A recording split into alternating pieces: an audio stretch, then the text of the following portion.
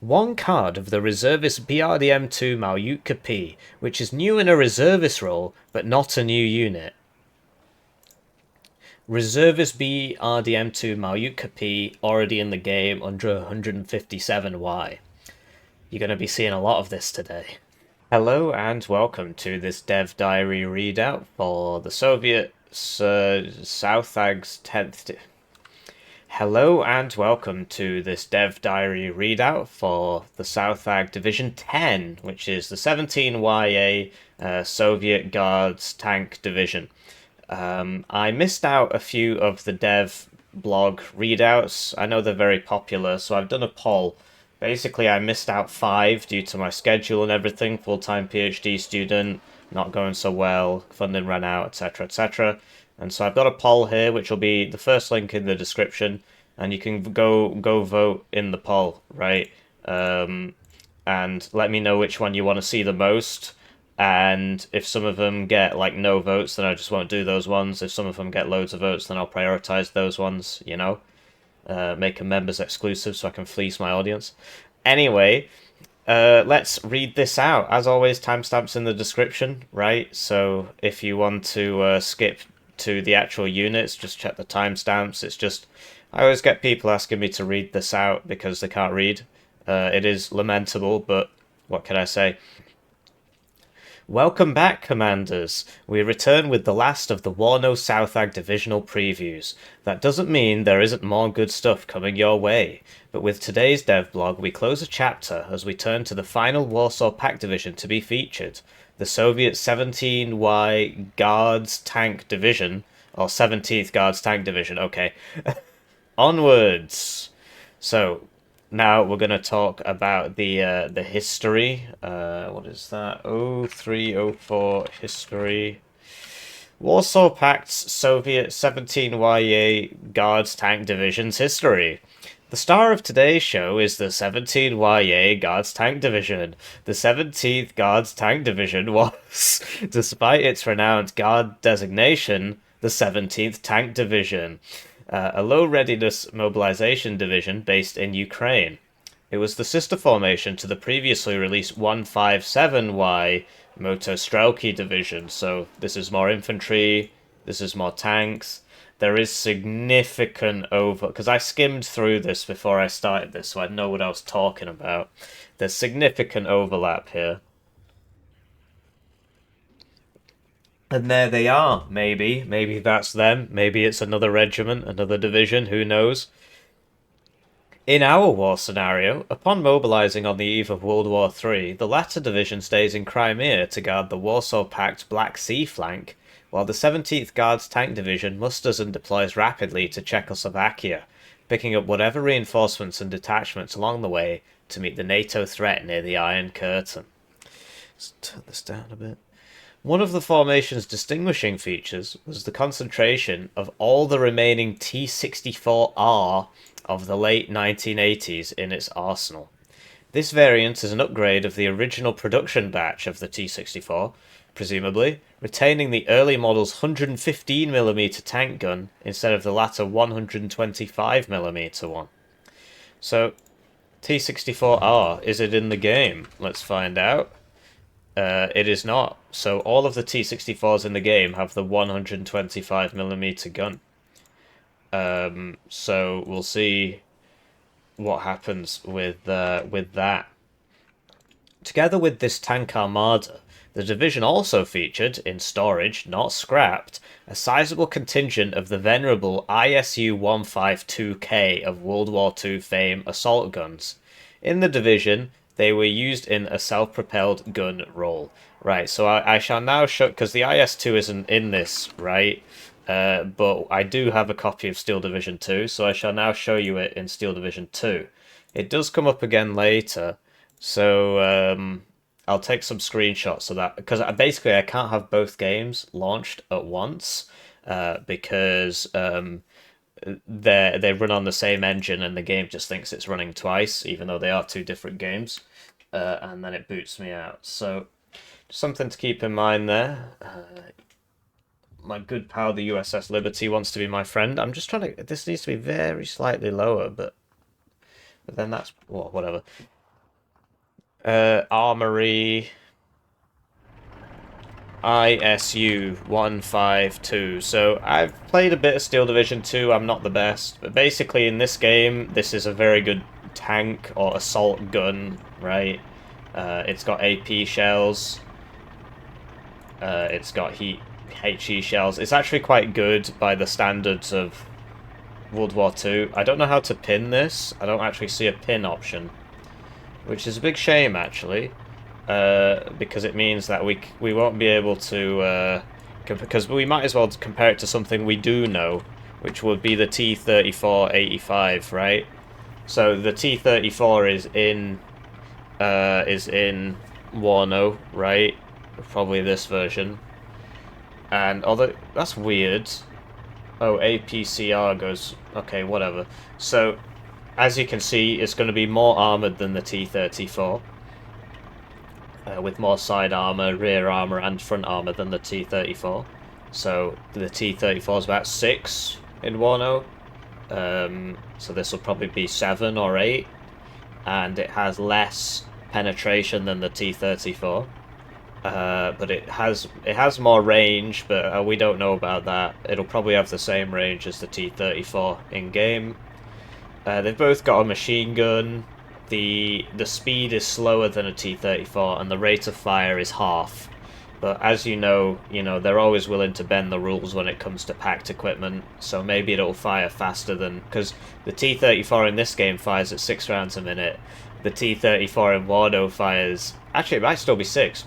Anyway, so we'll take some screenshots of this because this is going to come up again once we get to the tank tab, and I can't be bothered reopening this game. So, goodbye, Steel Division 2. And then we'll look at the T-34 in-game, give you something to compare it to in the other game in Warno. So, the idea here is that we talk about the units. So, if you find this boring, do please very loudly let me know, because sadly a lot of people find this interesting, and so I keep having to do it. These are like my best videos. People really like to know of what I think about these divisions. I'm currently in my Jaded arc, which has been going on for approximately 4.5 years, so never mind, let's talk about something else. So this is the T-34 in this game, right? And so if I were to... I'm trying to get this up with that. There we go. So you can see here that the T-34 in Warno, so 110mm armor, 6 armor. 125 you'd assume it'd be 7, right? Presumably it might be 8. The HE capacity of the gun is going to be much higher because it's going to be 152mm. It's going to be more like an AVRE round. So like 3 HE, something like that. It just depends what kind of stats they give it, right? The range is 1750. So we can assume that this will also be 1750, but it might not be. It might be 1925. This only has... so this is like the modernized one, right? So it'll be slightly different. But you can expect the pen to be in about this range, might be a bit lower. I'm pretty sure this thing is mainly a HE chucker designed to destroy fortifications, etc. The accuracy is apparently lower, but they'll probably keep it at 40, I assume, just assuming here. Rate of fire 6, so that this is going to be more like an AVRE or a CEV or an EBG. So let's look at the the AVRE, right? So okay, that's really annoying. So 165mm is 3.2 HE, right? And the range is actually the same. So I think it'll be a lot more like the AVRE, probably slightly faster because you know how this game works with its packed equipment. So I estimate about 40 kilometers an hour, maybe. I'm just guessing, right? It probably doesn't have smoke, because, I mean, this doesn't seem to have smoke. Unless it's some sort of modernized thing, right? But that's basically what it's going to be like. So there's no point labouring this too much. You've seen how it works in Steel Division 2. You've seen how it might compare to Warno. Hopefully that's sufficient. Yeah, and then this is a What is that? A T-64R, presumably. The only so we no longer have Google image search. So I actually like. I mean, this it just doesn't work very well anymore. So yeah, that's the T-64 115 millimeter. So that's what that is. So in terms of the T-64, with its 115 millimeter, I mean, so presumably it's going to have the same armor as as these T-64s. Although these all have stuff on the front. This is it's probably going to be more like this, except the pen will be less because it'll be what 115 millimeter tank gun. Who's even got that? All the Soviet ones are okay, so it's going to be somewhere between those two when it comes to the when it comes to the gun. Somewhere between those two, somewhere between 16 and 20, depending on how wonderful they're feeling. Like the T-64 A shouldn't really have like the T-64 pens are kind of high. They've given them the best top of the line ammunition. This one's actually the one on the right is actually one lower than all the other ones because it increases by one for every 175 meters, and so this should be 22 at max range. So it's actually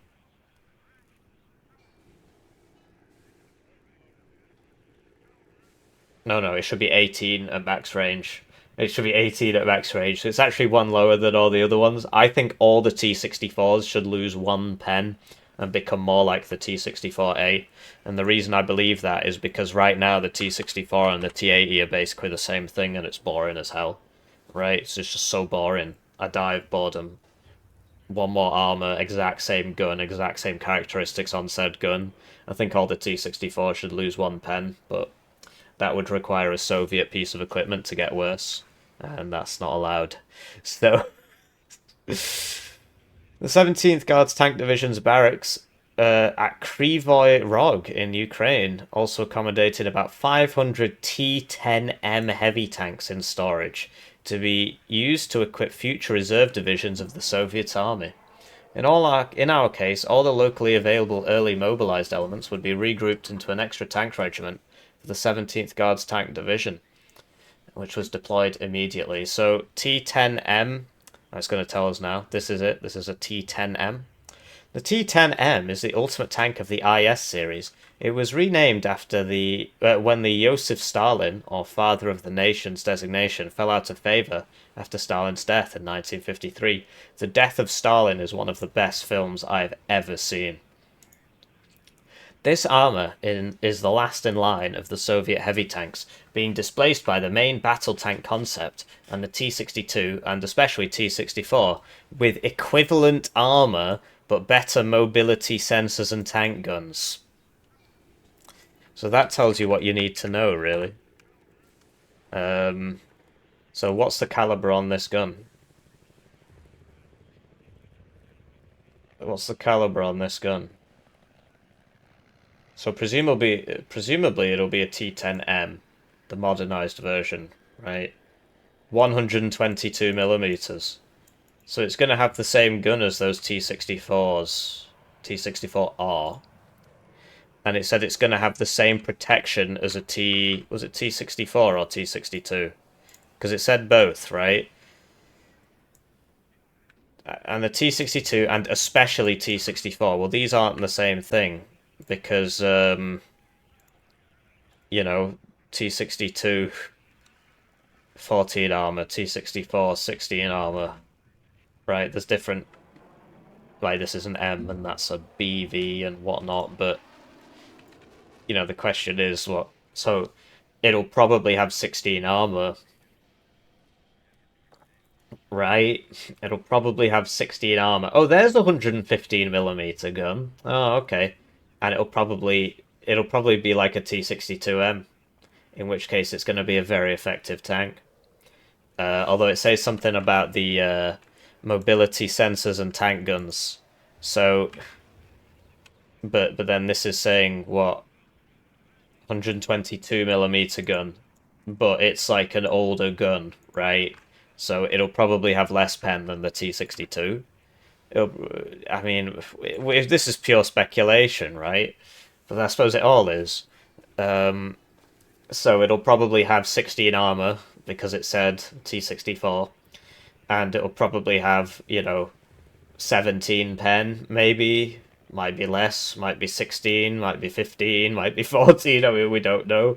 I would assume it will have the minimum range, 1925. We call it the minimum range. Obviously, the T34 is less. But I reckon it'll probably have T34 range.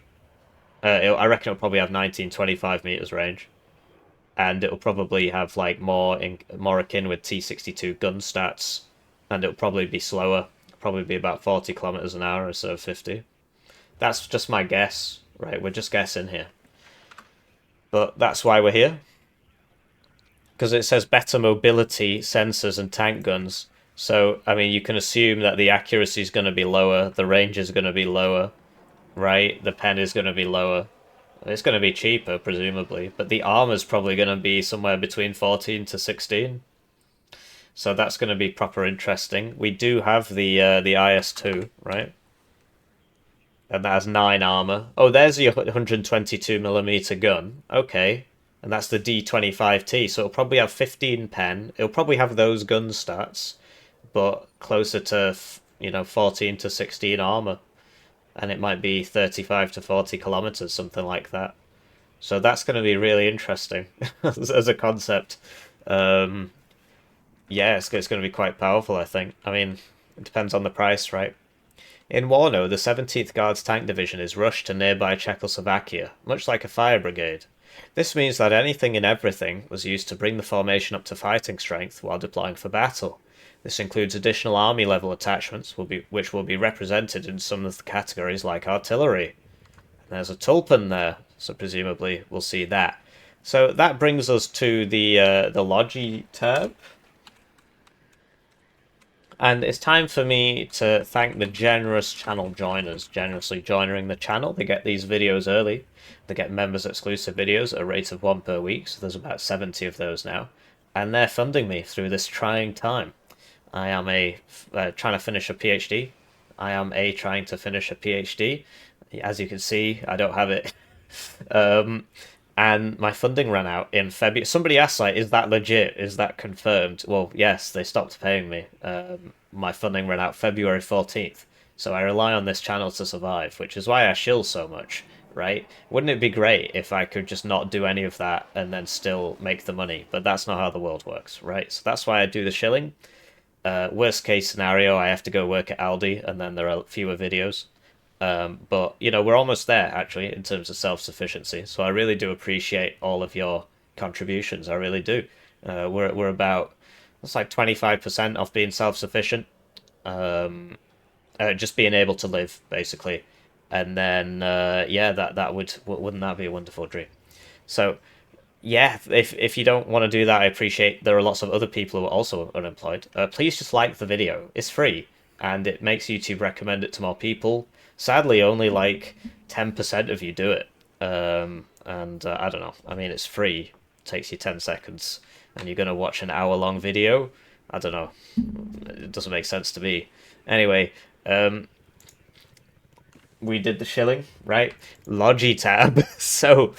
average in terms of slots. So they've now started saying this, right? Average in terms of slots, because they used to just say, this is a really good tab, and then they would just list a bunch of crap.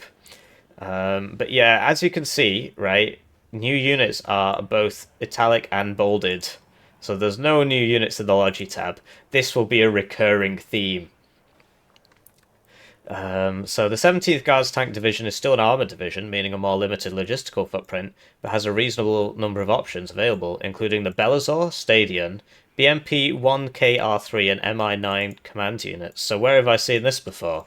157Y. Belazor, Stadion, BMP 1KR3. BMP1KR3, so that's this one, 3 availability per card. The Belazor's 3, the Stadion's also 3, I think. And the MI9 command. Don't know which divs that comes in, actually. Lots. So I think that's 2 per card. Yeah, 2 per card there, and this is 3 per card. So they said a limited logistical footprint, so I'm assuming it's going to be like 79Y level. You know, 1, 1, 2, 3, 3. That's just my guess. I mean, it's a tank division.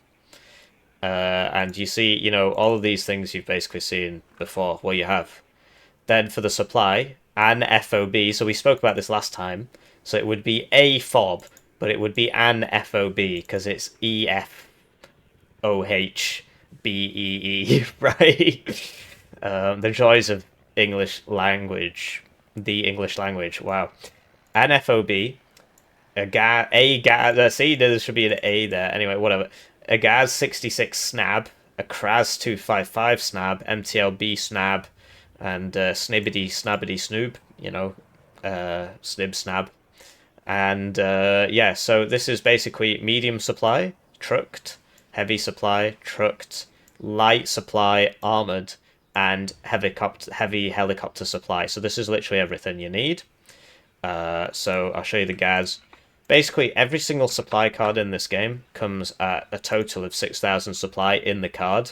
They used to be different, but they made them all the same, which I think was a big shame, actually, because it used to make bringing big helo supply worth it in 1v1 because you would get 6,000 supply in a card, whereas the other ones would be 5,000, but now they're all 6,000. So this is a Gaz 66 snab, which is actually, yeah, it's a light supply. It's a 25 for 600. That's very, very good because, you know, it's nice and cheap. It's like Unimog level, I think. No, it's actually just better. It's just better than the Unimog. 600 supply, you know, you got 20% more supply there for the same price. It's just better. So, haha, haha. Silly NATO dog. You should have won the war in real life. Oh. Then the Kraz 255N is like a big heavy supply, so this is in a bunch of divisions as well. I'm not sure about N. B is next to N on the keyboard. So, I mean, that's a B. 2,000 supply. These are all Bs, that's just a transport, but B, yeah. So, it's probably going to be like that. 2,000 supply, 3 in a card. Whereas the other one's going to be 600 supply, 10 in a card. So you bring the one on the right, send it to all your frontline stuff, and then you have the Kraz at the back. Then you feed into the Kraz, and you can use the Kraz on your artillery as well. You basically just don't want to lose it because it carries so much supply. MTLB supply, so this is an armored supply, so this is sort of in the same vein as the Gaz snab, because it actually carries the exact same amount, it's just slower because it's armored. It's not actually that much slower, but speed is important, so I would probably be bringing the one on the right. Although if it's only one card of each and I need 3 cards of supply, then I would be bringing, you know, this one, this one, this one.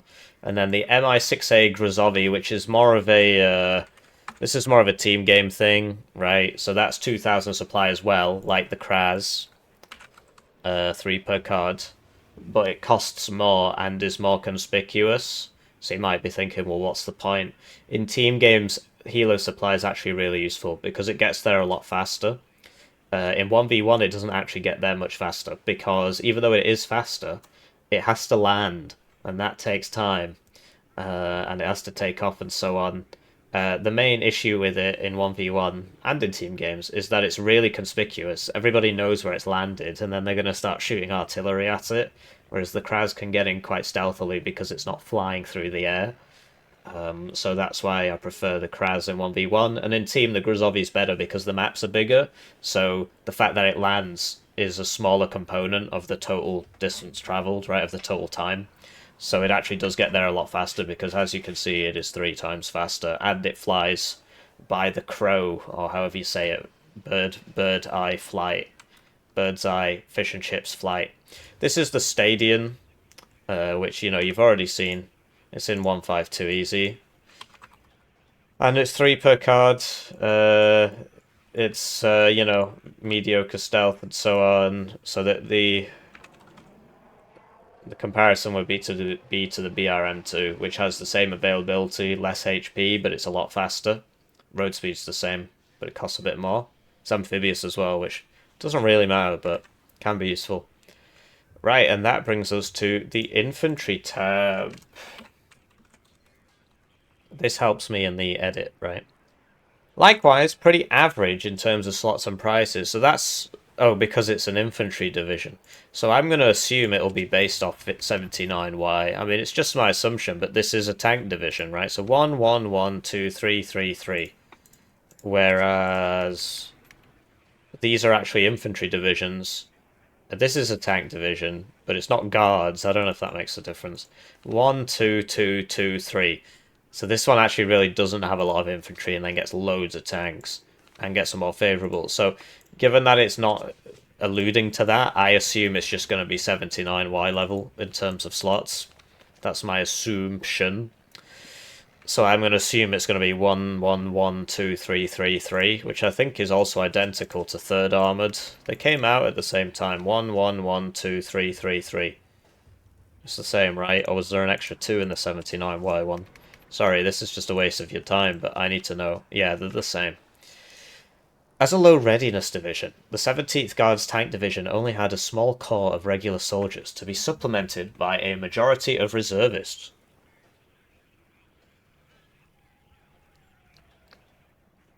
So it's like 157Y. It's very similar to 157Y.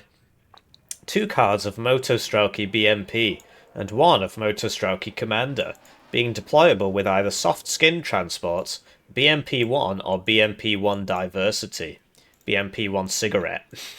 So let's go to 157Y because this is in 157Y. So here's your Motostrelki Commander, right?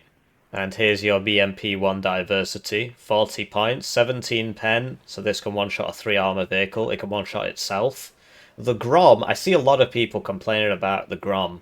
I mean, this is a literal eat shit, millions of flies can't be wrong kind of thing.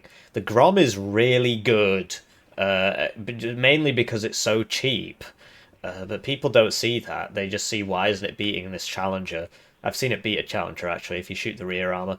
Anyway, the Grom is good for the price, and it comes with the ATGM, which is the main thing. So for 40 points, this is a very, very effective vehicle. So that's worth thinking about. And the squad itself is a decent squad. 15 pen, smoke grenades for 4 for 4 HP. Decent anti-infantry because this is like 4 rifles. Because it's like 2 machine guns and a machine gun's like 2 rifles. So it's basically 7 rifles, but you don't want it engaged in combat because it's only got 4 HP. The main thing is that if a vehicle drives up to it, it can shoot back, and it can run away with smoke. That makes it effective. So decent squad, 2 availability. Then you've got Motostrelki BMP. So basically these are like Mottschutzen, but worse, because they only have 1 MG instead of 2. They've got the same RPG, same strength, and no resolute. But it's a sort of a bargain. Well, it's just sort of like a regular squad. This is sort of the most regular 40-point squad, the benchmark for all the other ones. So it's nothing special, but it is what it is. And 9-6 availability, BMP-1. So this is the Polish one basically. So no smoke. It's got a Malyutka. So that's what it'll be. Because it's doesn't say it's a new thing, so it has to be that. And then BMP-1 Diversity, which is the one that you've just seen, right? It's going to be this or this. Wow, okay, so I just can't... Whatever, let's just keep reworking the armory, but not fix basic things. Anyway, so either Malyutka No Smoke for 25 points or Bundle of Sticks Smoke for 40 points. 3 cards of Reservisti and 2 of Reservisti Commander in Ural 4320 or Reservist BTR 152K. So this is also in... So that's 2 cards of Motostrelki BMP is better than this. Like, this is a nice card. It is actually really useful because of how cheap this is. Makes that 65. Which means you can buy 4 in a minute, which is a lot. And then the Reservisti are also in this div, right? And then they either come in the Ural, right, the soft skin transports. You'll note that this is also said soft skin transports, so this will probably have a Ural option as well, and this will probably have a Ural option as well instead of the BTR 60PB one, unless they just forget. But yeah, reservist B. This is actually very, very effective for 15 points because it's wheeled. It's a wheeled thing for 15. It is reservist, which makes its DPS quite low. But the fact that, because this squad is so cheap, 30 points for 8 men with an RPG and RPK. The thing is, right, they've been talking about this reservist rework, which is presumably going to arrive at or before Southag comes out. So all reservists are going to get better, which means that this squad's going to get even better, and maybe the price will go up to compensate. Basically, this makes you aim slower, shoot slower, reload slower, take more suppression, lower accuracy, higher aim time, none of which is reflected on the stat card. And they're going to change it. According to the dev diary, I think they were going to change it so it is just I take more suppression. I think that's what they said. I can't really remember. So yeah, this is that squad, very effective squad. The advantage is you can actually upvet them, so they don't have to be at no vet, and usually you get some military police which you can run with them. And we haven't made it that far, but once again, right, 45 points.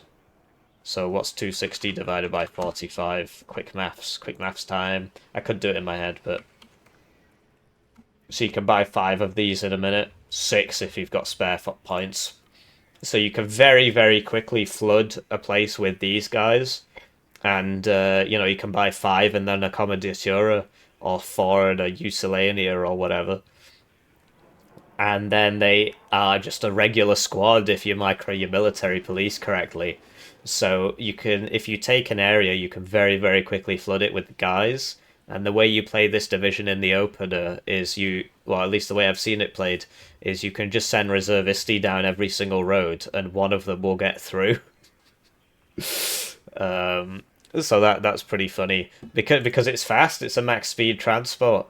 So even though the squad itself isn't very useful, you know how easy or how difficult it is to push somebody out of a position once they're in it in this game, right? Defending is easier than attacking. So that initial land grab with the reservisti is very important.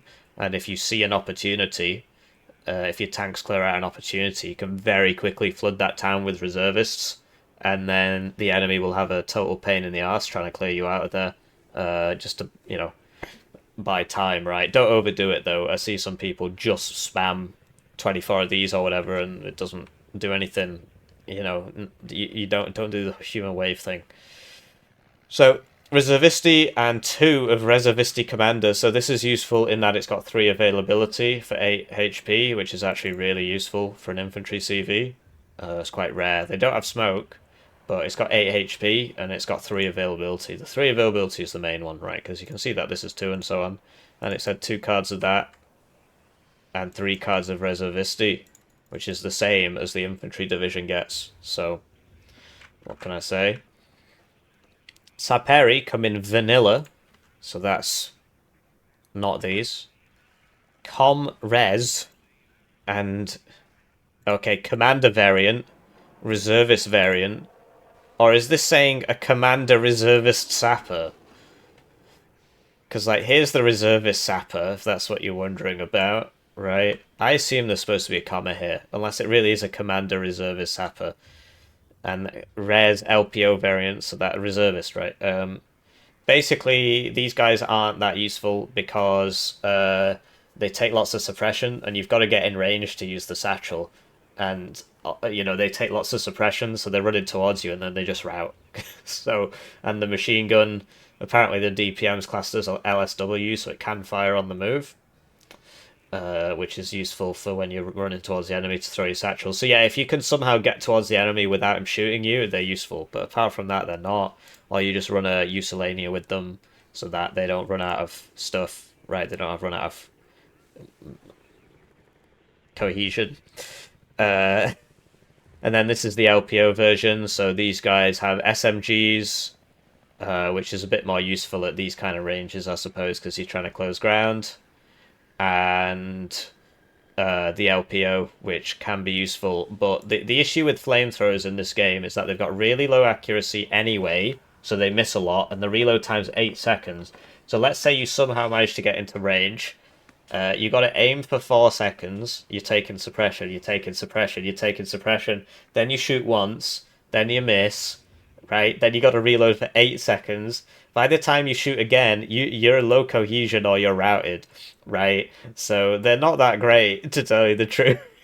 Really not that great. And yeah, so regular Saperi. So I'll show you that. So this is your regular Saperi, right? Eight. So these guys are useful because 8 men for 40 points, very useful. PKM can't be fired on the move, which is a bit of a pain when you're running up to the enemy to shoot them, but they're still all right. And then satchels, and then this is the commander one. Same price actually. I don't understand why they class the sappers as commanders when they don't have satchels and they've got RPGs instead, but whatever. It's not a very good squad. The issue with this is that I think it's still 2 availability, despite being not a great squad, because it's not reservists. Yeah, so like this one gets smoke, whereas RPG, SVD, etc., and you're also getting this one in the div, I think, because it spoke about it. But whereas this one is the same strength, better RPG, but like no smoke and no SVD, so it's just not that great really, at the same price. So that's all the sappers, and they come in the BTR 70, which is interesting because it's not actually okay. Here it is. It's in 56Y, so it's better than the BTR 60 PB because it's got more armor, right? I think, or is it the same? Yeah, it's got 1 more armor, which means it can survive a front shot from a 15 AP rocket launcher. A 16-1 will one-shot it. And there's a surprise, like an M72 Lore, it can survive a front shot from that. So it's actually got a sort of surprising resiliency depending on who you're against. Like if you're against Belgium or something, nothing Belgium gets can one-shot the front armor of PTR 70. Yeah. And it's the same price, and it's got more armor, so it's a big win basically having access to that over the 60 PB, which is a lot more ubiquitous. But apparently the reservists, they get the good stuff. Support comes in the form of Commanditura in dedicated UAZ. So hopefully this is the Commanditura version. Otherwise this div's going to be absolutely useless. It doesn't actually say it's that. It says dedicated, so you would assume, right? Anyway, actually, I don't actually think there is a regular UAZ 769.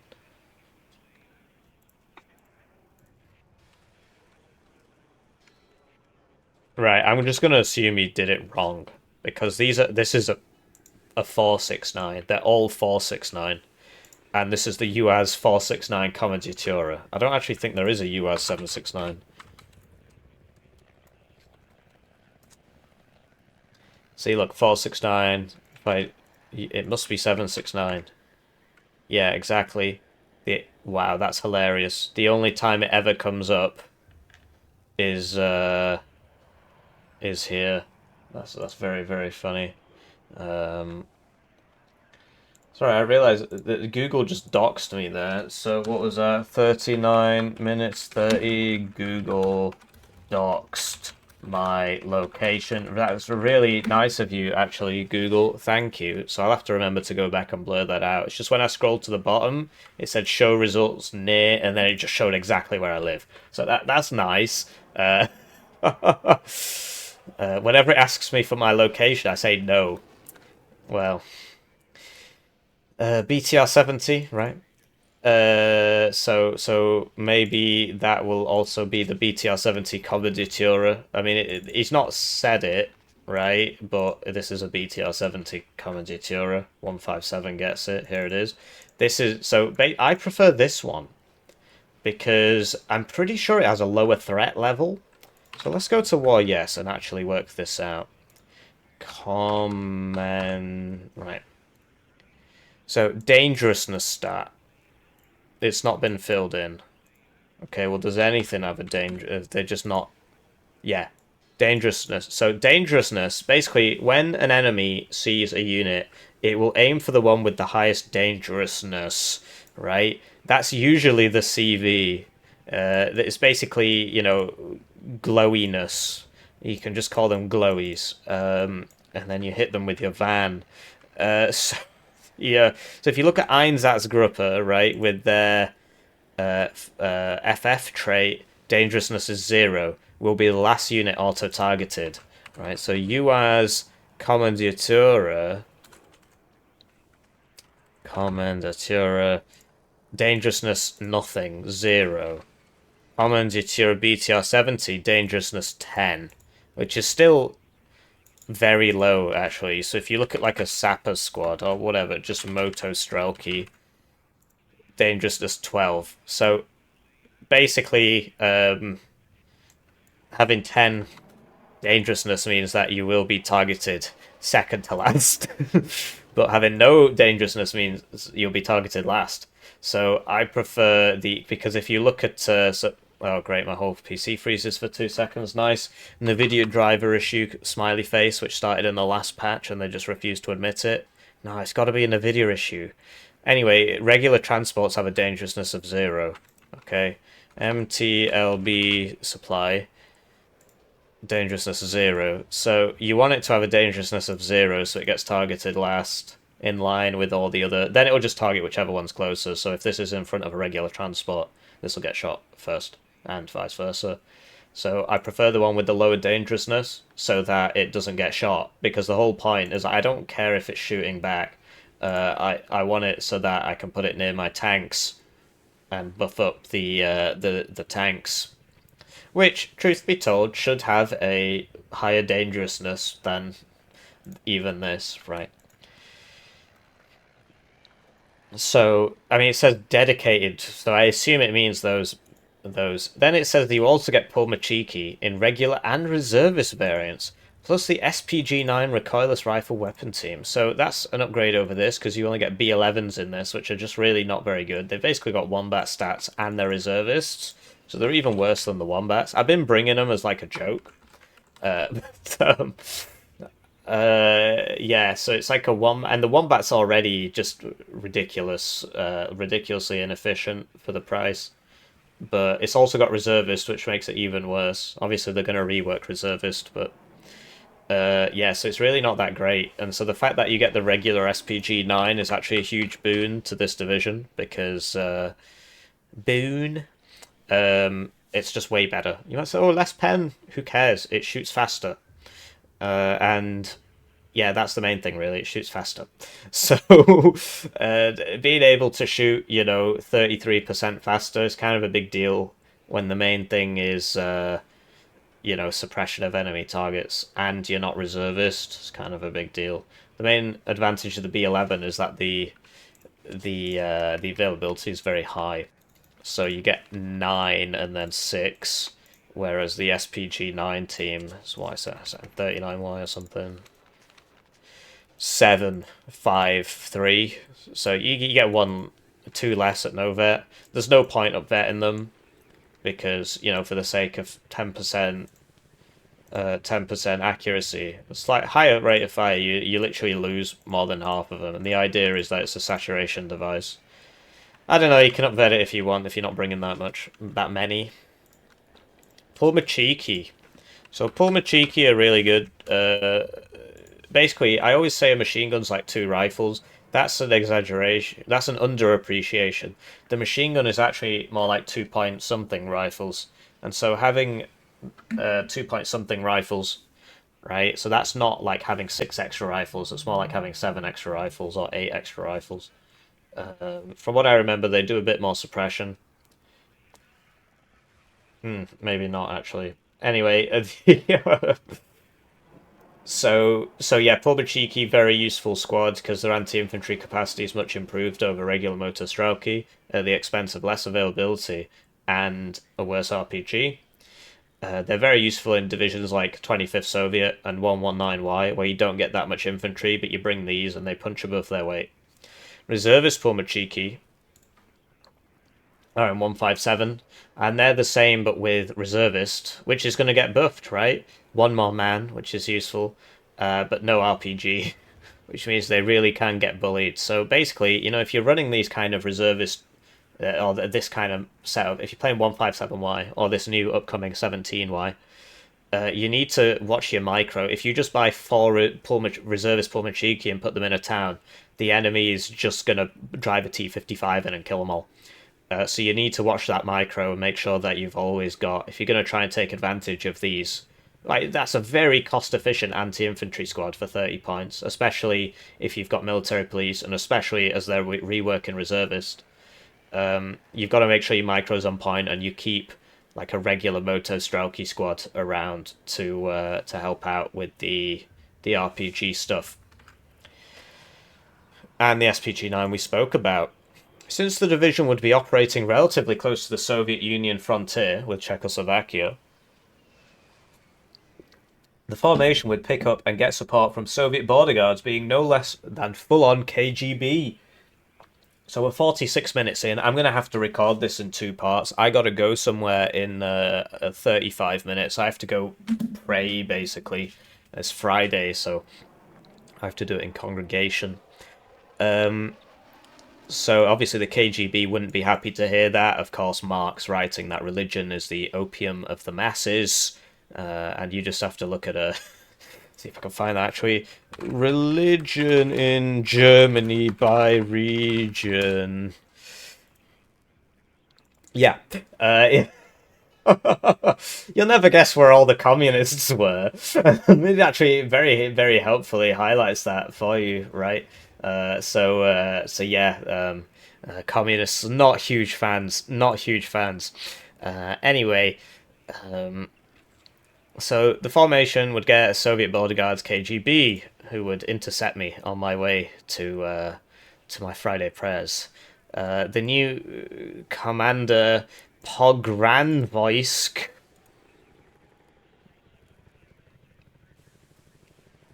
I mean, what does it mean? I'm sure somebody in the comments section will let us know. Sounds kind of like pogroms.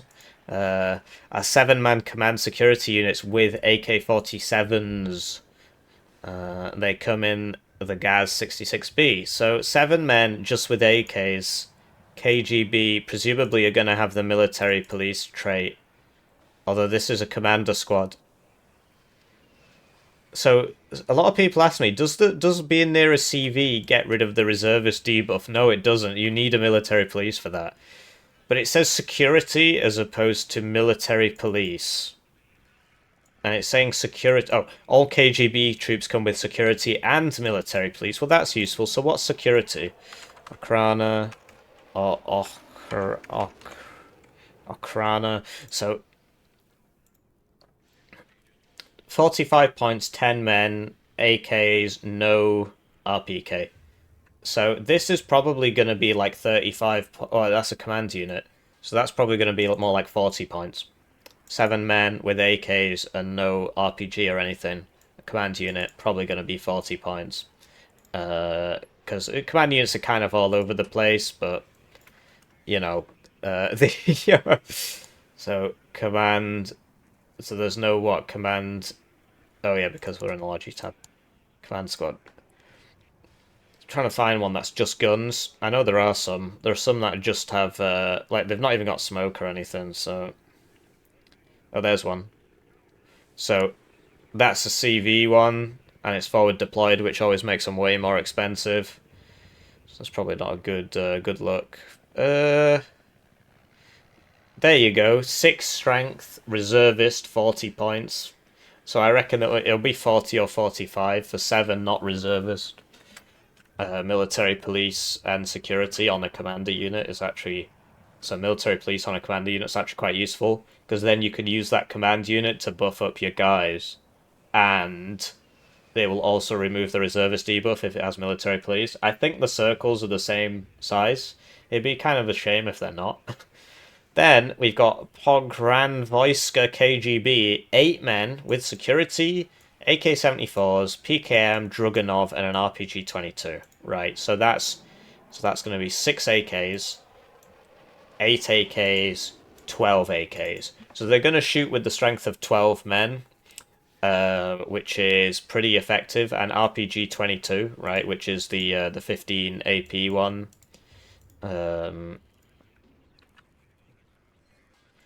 Yeah, so that's exciting. Oh yeah, before I forget, don't forget to fill out the poll. Which one do you want to see of the ones that I've missed, right? Obviously, if the poll, it looks, are you happy with these results? Don't you want to change it? Wow, there's a lot of people already. Hippie hates the color red. It's a good point, actually. These are NATO, but they've got red things. And yeah, so if you compare these guys to Usolania, which are sort of the premier anti-infantry military police squad, there's one 6th US gets as well, which I can't remember the name. USAF Security, yeah, that's it, right. USAF Security is the one I'm thinking of. They're the premier squad. I mean, these are like 10 and 13, so this is still going to be better, but it's a military police squad with an RPG, which is actually incredibly rare. So like this has an RPG, I guess, Komar, whereas the rest all don't. M67, I suppose, classes as one, but the rest all don't. This is a Stinger, which is very funny, but yeah, none of the other ones do. So it's gonna be, it's gonna be really interesting seeing what's going on with that decent squad. Like it can fight for itself. So the main issue with like the Usolania is that they can get bullied by vehicles.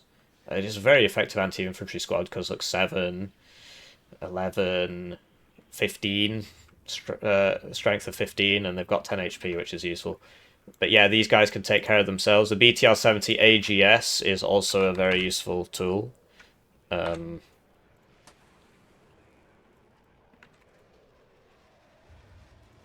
yeah, so that's in 56Y, very useful for 40 points with the AGS and everything. You rely on your speed to keep you alive. 2 front armor means that an RPG-22 can't one-shot you because you need 16 pen instead of 15. So that's good stuff. Dush Pogran Vojska KGB are 11 men with AK-74s, 2 PKMs, an RPO, and an RPG-22. And they come in rocket helo transports. Well, that's pretty absurd, actually. It is pretty funny how this is the Tank Reservist Division, the sister of the Infantry Reservist Division, and they get better infantry. Not only do they get 2 cards of this, right, and they're the ones with the smoke, the better ones, they also get way better infantry. So, hey ho, Southag costs more than Nemesis 3. Anyway, and yeah, so like, what is that even comparable to? That's cracked, man. It's more like an Afghansky. It's more like this.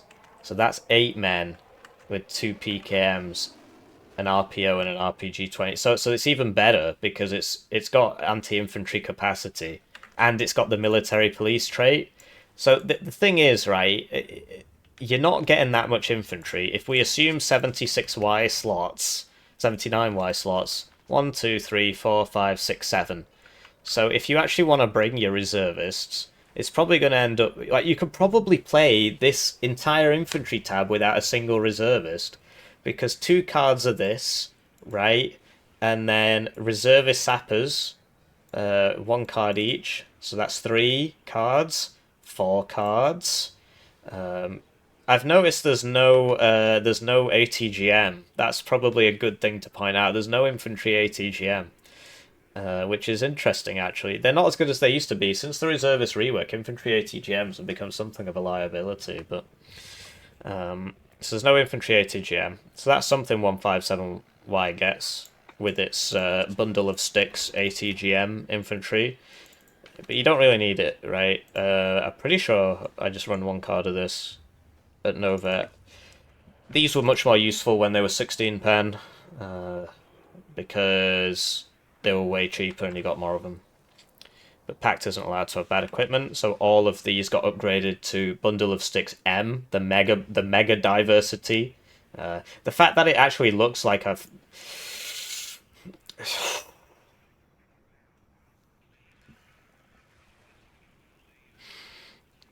So this is an absolutely cracked anti-infantry squad, and it's got military police, so it'll buff up your reservists. But what were we saying? 2, 3, 4, 5, 6 out of 7, and if you bring a CV, that's 7. So you can run the whole thing without reservists. What I'd recommend doing is probably bringing at least one card of reservisti so that you can actually take advantage of these cracked units. And like, so let's assume this is 4 availability because it's literal Spetsnaz tier of unit. Although if you look at like Dush RPG 22 that 56Y gets, which this div seems to have borrowed a lot from in terms of transports, this comes at 7 availability despite being a 14-man squad. And 101st does get something similar actually. 7 availability, 13-man squad. So, although they only come in helicopters, right? So this is going to be cracked. So hopefully it's not got super high availability, but it will probably just have Usilady availability. It'll probably be like that. 6 at 1 vet and 4 at 2 vet, probably. I mean, I don't see why it wouldn't be. It will probably cost closer to like 18 points. Minimum 80 points. The RPO and the RPG 22, that's crazy. Basically, the way you see 56Y played is that if they've got a brain, there's a lot of 56Y players who are just bad, and they're still top 100 because the div's cracked. They'll put an Afghansky, very strong anti-infantry squad, because it's got 2 PKMs and an RPO, right? It's also got the SVD, which helps a lot. So they'll put this in, and they might bring it in a rocket thing, whatever. They'll put this there, and then they'll always make sure that it's with an RPG squad. So, like this, for example, because of the mega range on the RPG 16. So the fact that it's not got an RPG doesn't matter because you'll micro it with something that does. But then that's, 100 points for that capability, whereas this is just doing it itself. And it comes with Mi-8 rockets, so I think it should cost a minimum of like 80 points. Keep in mind this is 85. It should probably be closer to 90 points. Because it's like a Spetsnaz and a Spetsnaz OP put together. And obviously this isn't the best RPG ever, but that doesn't really matter. What you want to do is make the enemy, if it's thin skin transport, you're going to kill it. And if it's a heavy one, 4 rounds on it is routed, then you can run away. So yeah, very powerful gaming going on here. We finally made it to the end of the infantry tab. I promised myself I'd finish in under an hour so that I could get to this appointment I have with God, but looks like that's not going to be happening, so I'm going to have to do a cut here. You obviously won't notice. I definitely won't just walk away from my computer for 2 hours and leave it recording. That would just be silly. So, artillery tab. Pretty good category in terms of slots and prices. And yeah, so what does pretty good category mean in terms of slots and prices? We're talking like KDA tier. This div is just shaping up to be a better 157Y, basically. No doubt about it. So, something like that we're thinking. As expected, the divisional organic artillery doesn't contain the most modern of arsenals. BM 43 82mm mortars, 43 standing for 1943. Well, that's funny, isn't it? What?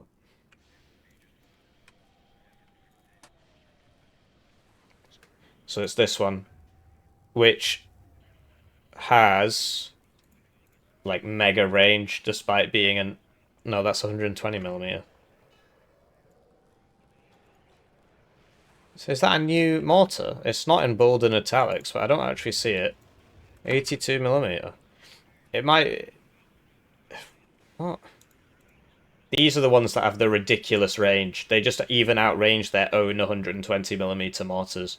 So that's the one I was looking at, but this is not the BM43, presumably. It's probably this.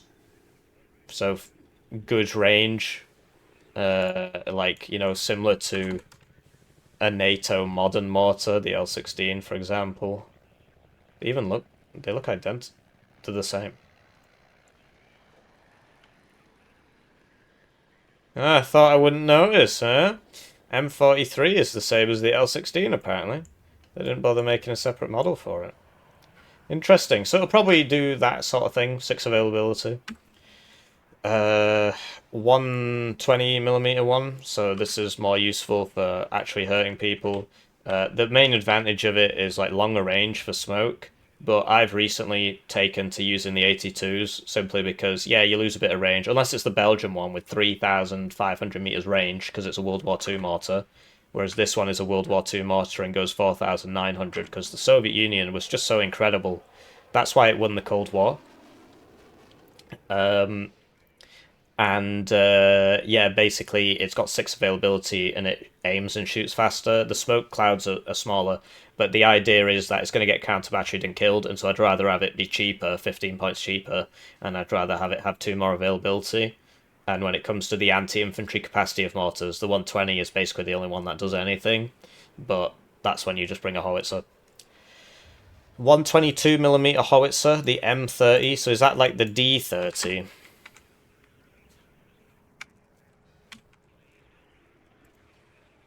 Okay, so it's this one, which is really not good. Basically, all howitzers below 150mm are just bad. And in the artillery rework dev diary, which I didn't read out because it upsets me so much, they talk about how they want to basically make them worse. I agree with the idea behind making it so that things can actually be counter batteried by adding a setup time. It also helps those 10v10 guys so they don't get spawn napalmed at the start, but that has to be coupled with increases in, like, we just constantly ask them for increases in splash radius, and they just woo, what, hello. Apparently that's not important. Having half the artillery in the game be useless for more than 3.5 years is not a high priority target for our guys at Eugen. What can I say?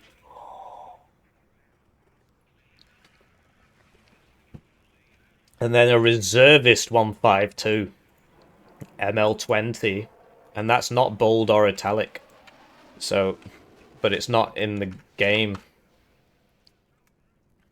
It's not in the game. So, unless it's like this one, ML20, yes it is. Okay.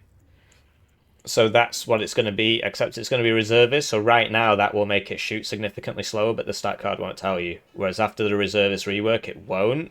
I'm pretty sure it just changes the suppression or something, in which case it actually makes it better, because who cares if your Toad stuff is getting suppressed. Although with counter battery getting better with that setup time thing, well, maybe it's worse, right? So yeah, this is the one you're gonna bring. You're not gonna bring this. And if you want mortars for smoke, this is better than this.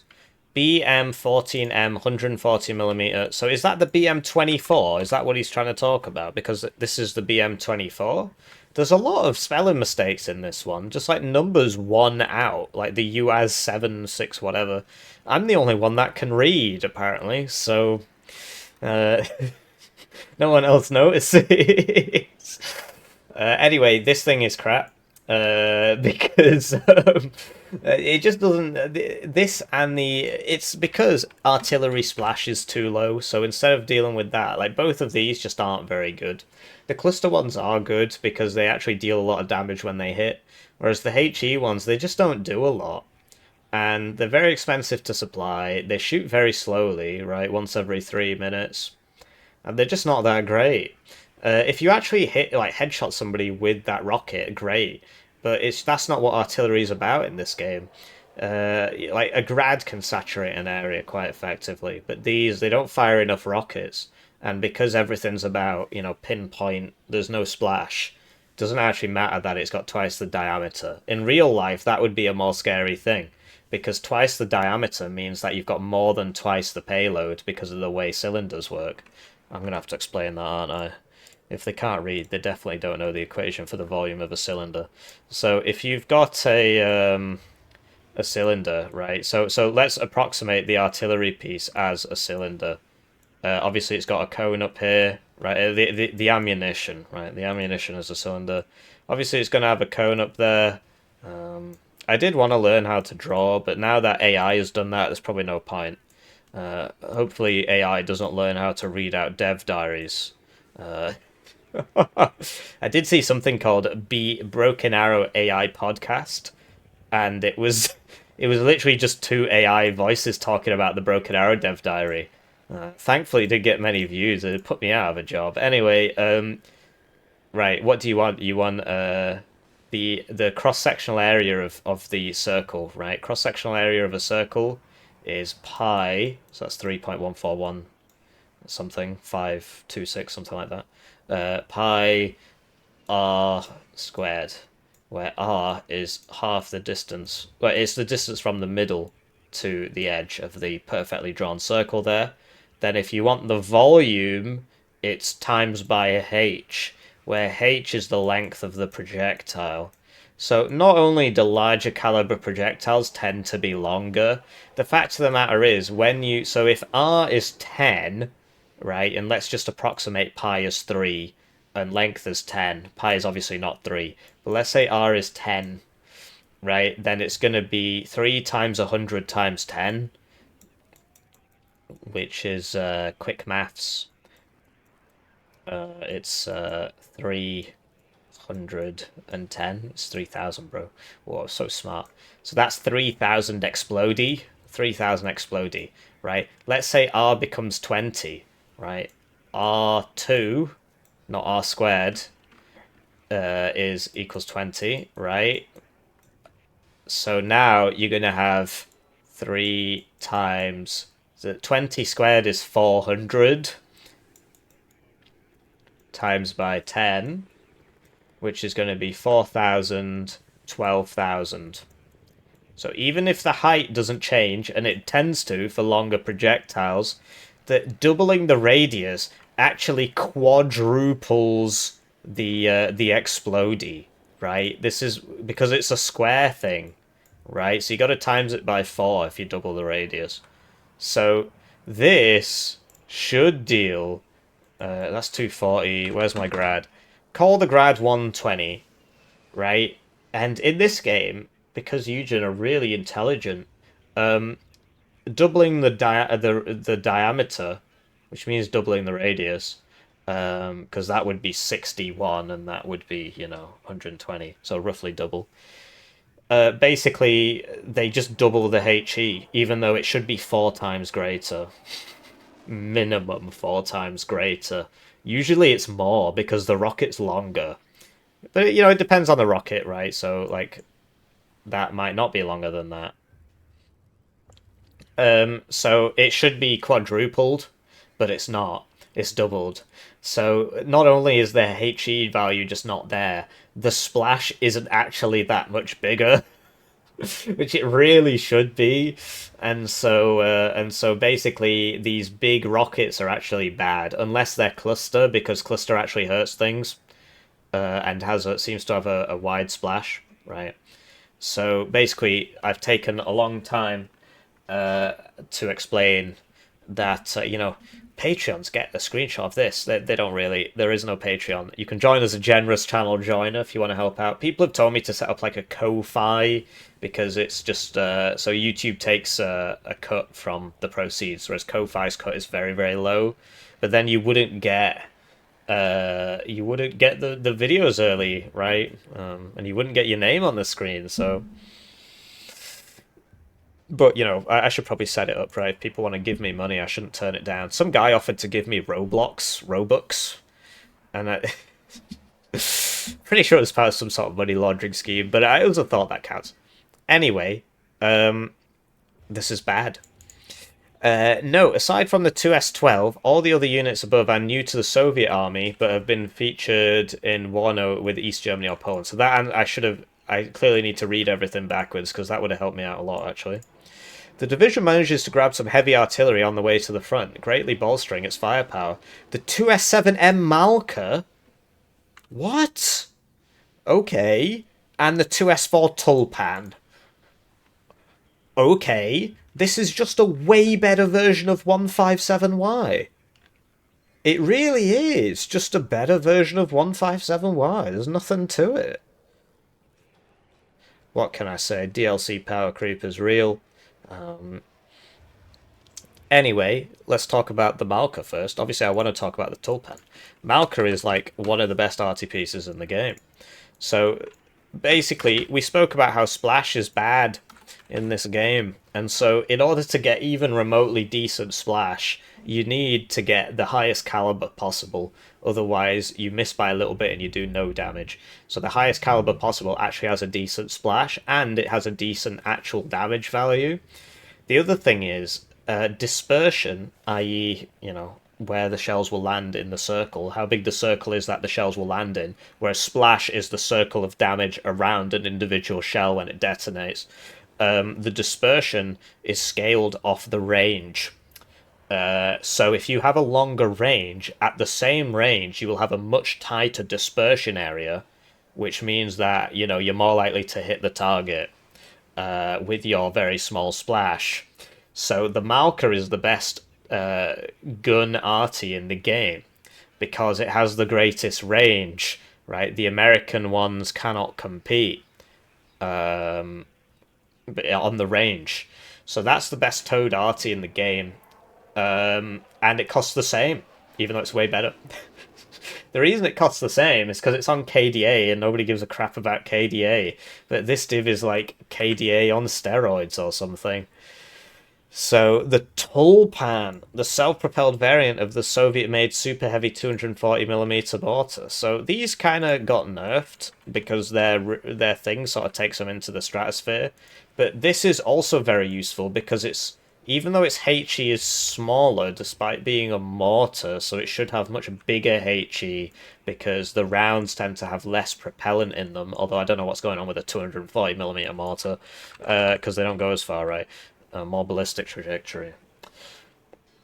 Somebody in the comments will be telling me exactly why I'm wrong. Also, just the caliber's bigger. So isn't that so retarded?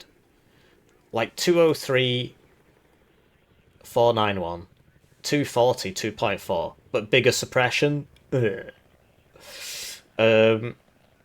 Anyway, it's still good against infantry, it's just they've got a long time to move now. The thing is, you probably won't need it if you've got the marker. The question is, will this be 2 per card? If it is, and what will the price be? It might be more efficient to bring it. It's just people, if they see the shells, it's kind of hard to tell where they're going. I might as well just show you, actually. I mean, that's what we're here for, right? I'm here to show you things. Did I bring the... No. I mean, the cluster one is the same, but whatever. So it's 2 per card, 175 points with the thing, which you do have to bring. And then it doesn't actually save the one that I had selected. Smiley face. So, keep having to look at the clock. So, if you try... So now this has this weird thing where at 9 kilometers it spazzes out and does something different. So it actually changes into a different firing mode because of the propellant charges. But yeah, so if I just do that, so it'll take a while to fire even though it's on 3 times speed. So this is the issue. The issue is that it's okay, so below 9 kilometers the thing is actually not bad, but above 9 kilometers, which you're about to see, I'll put CV next to it so it shoots faster. So that was it at below 9 kilometers. It's like this. Right? Whereas above 9 kilometers, it's stratosphere time.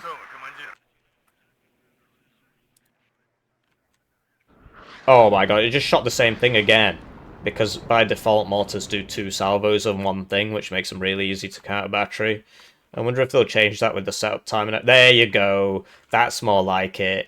That is what it's going to look like. So even though it's going to be cheaper, presumably, and more available, presumably, the marker's just way more useful because this is on 3 times speed as well, keep that in mind. So he's going to... The thing is, though, if you're stood here and you see that shooting, you're like, well, where the hell is that going? Right? You see, then you got to zoom out and look, and you're like, where? I can't even keep it on my screen. Okay, it's there, and then by the time you realise you get hit. But yeah, the marker's better. Bring the marker. It also deals more HE despite having a lower caliber. Smiley face. Smiley face. So happy. So that's the end of the arty tab, which is a pretty good category in terms of slots and prices. And this is going to be the 1, 15, 37 tank tab. So I'll probably do the cut here, but you won't notice anything. Oh man, I tried to like go beneath my desk, but I can't. I just hurt my leg. Right, after that completely seamless edit, which you didn't even notice, it's time to continue talking about the tank tab. So this is a very good category for slots and their costs. So I should have had Warno open. So Plentiful T64R. So we spoke about this in the deepest lore segment, but many of you can read, so you probably skipped the deepest lore segment. So we'll talk about it again. Also, I've forgotten because it's been like an hour or something. Uh, so the T64, if we just scroll up here, is it's got the early model's 115mm tank gun instead of the later model's 125mm tank gun. So what does that mean in in-game terms? It means, oh wow, it actually loaded in. It's gonna have the T62 rounds basically, right? You see all these T62s do the same thing, because why have variety? So wait a minute, what? Wow, the cope cage gives you +1 armor, apparently. Anyway, is there nothing on the front? Alright, whatever. This gets one-shot by Conkers, and this doesn't, so there's a big difference for 5 points. Anyway, it'll be this gun, basically, right? Except with... Uh, except with... What? Lacking command variants as these were never made. Well, I mean, this really upsets me every time I see it. Did you know World War III never happened? Did you know none of this ever happened? The Soviet Union actually collapsed like a stack of cards without firing a single shot. You know, because it was so incredible. All these people still talk about how amazing it was. They're almost as bad as the people who sing songs about Rhodesia. Anyway, so it's gonna basically have this gun, but with this armor.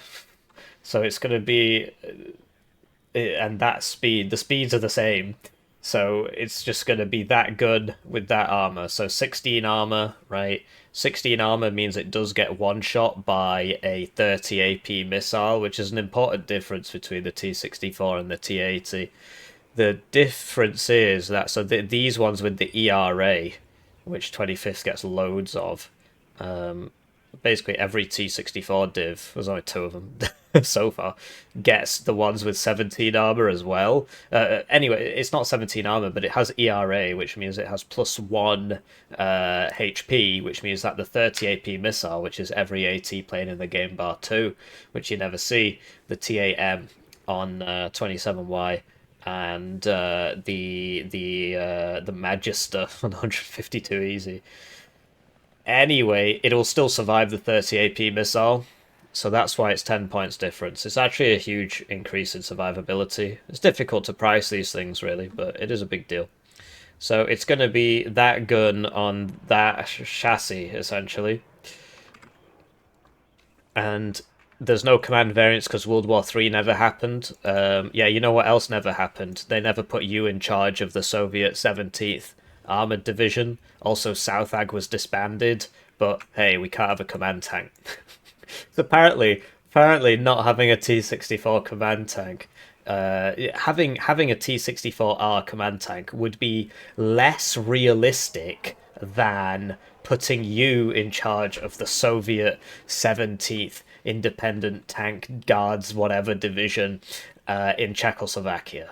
Apparently, it's more realistic for you to be in charge of the 17th Tank Division for the low price of however much they're selling this slop at than it is for you to have access to this command tank and World War III, etc. Right? The division's command tanks will be the slightly more modern T64 AK OBR-83 model with a 25mm gun. So this is just this. So it is just that, but command. So it'll be exactly the same as that, but 20 to 30 points more expensive, depending on how they're feeling. I mean, that one's literally the T64 BV's 15 points less, but then that has an ATGM. This doesn't have an ATGM. It'll probably be a 20-point difference, right? Like the B versus the BK. It's 15-point difference, but this has an ATGM. It's actually a lot more useful. So yeah, it'll be 16 armor, 20 gun, etc. It'll probably just cost 20 points more than that. Several cards of T810M and T10MK command tank, both with the reservist trait. So they've spoken about how they're going to rework the reservist trait, which should help these things. The T10M we spoke about in the deepest lore, but thankfully most of you can read, so you probably skipped that part. So there's going to be 500 of them apparently. Basically, it says this armor is the last in line of the Soviet heavy tanks, being displaced by the main battle tank concept and the T-62, and especially T-64, with equivalent armor but better mobility sensors and tank guns. So the way this is written says that it's going to have the same armor as a T-64, but a much worse gun, right? And the gun on the T-10M, which we did look up before, is the 122mm D25TA or the 122mm M62. So what does that mean, right? For starters, it's going to have T64 armor, so 16 armor, or it might have T62 armor, 14 armor, and the gun on it will be the same as the IS-2M, the D25T, which is, yeah, D25TA. Well, I'm not sure what the A version is, but there you go. So it's probably going to have those gun stats. It's probably going to be about 35 to 45 kilometers an hour because it says the other one's faster. It's probably going to shoot at about 5 rounds per minute, which is ridiculous, really. It should be a lot lower. Yeah, it's probably going to have 16 armor, so how much is it going to cost? Well, who knows? I mean, the fact of the matter is, the T55A right now is really punching above its weight, because even though it's only got 16 pen on the gun, it's the armor. You get it really close and you just start brawling with people. So it's going to be better than a T55A, because it's going to have more armor. So it'll probably cost somewhere in the 80 to 100 points range. And if it has 16 armor, then it's going to be like 120, 130 points easily, because that's a lot of armor. But we'll see, right? We'll see. I'm trying to think of other things we could compare it to, like the Centurion. So that's 55 points, but the gun is way worse, because apparently the Soviets just had the mega guns, you know. Anyway, we'll stop saying that over and over again. There's a lot of tankies which get very, very upset whenever I bring up the fact that the Soviet Union isn't on the map. Or at least when I was looking, I couldn't find it. And the T10MK, so that's going to be a command tank with the reservist tray, which I don't actually think exists yet. I don't think that exists in the game. A commander with reservist, or a command tank with reservist. Let's have a look. Yeah, because there's no like T-34 commander or anything. There probably are commanders with reservist, just in the inf tab maybe. And reservist, there you go. See, so there are commanders with reservist, but no command tanks with reservist. So this will be a first. 2 cards of ISU 152K, performing both as a heavy assault gun and indirect artillery. So we spoke about this before. This is the ISU 152, but it's not the K, so K must mean it's been upgraded. With a small amount of editing, we can just pretend that this is the K. Wow, incredible. K stands for... Oh, I was going to say something very naughty then. I was going to say something a bit rude about a Kermit toaster bath. Don't actually do that, please. I need you to watch the videos. A lot of people are like, oh, nobody needs me. I need you, all right? I need you to watch the video, so you got to stay alive, right? I'm being sincere about that. People do need you, and I'm one of them. So that's the gun, right? It says it's going to have indirect artillery, which might just boost the price up loads. It probably will, actually. So, because then that's just a 152mm howitzer. That's just an Akatsiya then, right? So that's not great. The main advantage is that look, that's 152mm in direct fire. So if they do that, it's really going to mess up the tank in terms of its usability, right? It's just not going to be so usable anymore in terms of its cheapness.